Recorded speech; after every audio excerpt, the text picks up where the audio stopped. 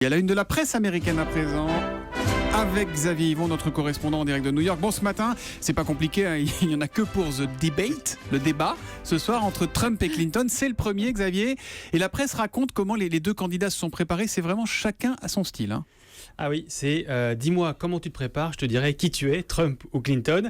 Alors Donald Trump, écrit le New York Times, c'est le big man on campus, c'est-à-dire la grande gueule de l'école. Celui qui pense que son devoir écrit à la dernière minute sera éblouissant juste parce que c'est lui qui l'a écrit, nous raconte le New York Times. Hillary Clinton, elle, c'est la bonne élève appliquée. Elle a carrément arrêté de faire campagne pour réviser. Elle bachote un dossier très épais sur Donald Trump qui a demandé des mois de recherche, raconte le New York Times. Son équipe est allée jusqu'à retrouver d'anciens proches du milliardaire pour avoir des indices sur sa personnalité. Je vous avais déjà parlé de cette histoire il y a 3 semaines, hein. C'est la preuve qu'elle prépare depuis bien longtemps. Elle a aussi fait appel à des psychologues, tout ça pour mieux connaître Donald Trump et savoir comment le faire sortir de ses gonds. Elle a besoin de montrer à une large audience télé qu'il n'a pas le tempérament pour être président, dit un commentateur.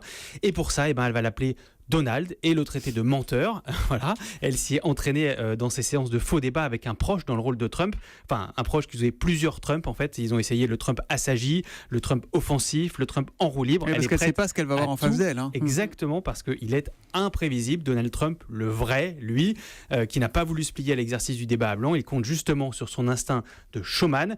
Et ses conseillers, nous explique le New York Times, pensent que c'est du temps perdu de lui farcir la tête de détails et de chiffres.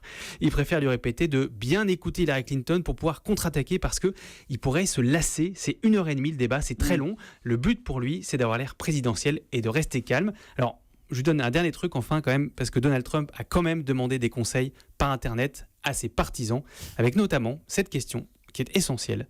Doit-il utiliser son expression favorite et appeler son adversaire Hillary la crapule ? Je vous dirai demain ce que ça a donné. Hillary la crapule et Donald le Mickey, ça va être sympa chez vous la nuit prochaine. Vous devant nous raconterez des dizaines tout de ça. millions de téléspectateurs. On annonce 100 millions, je crois quasiment. On verra tout ça demain matin avec vous.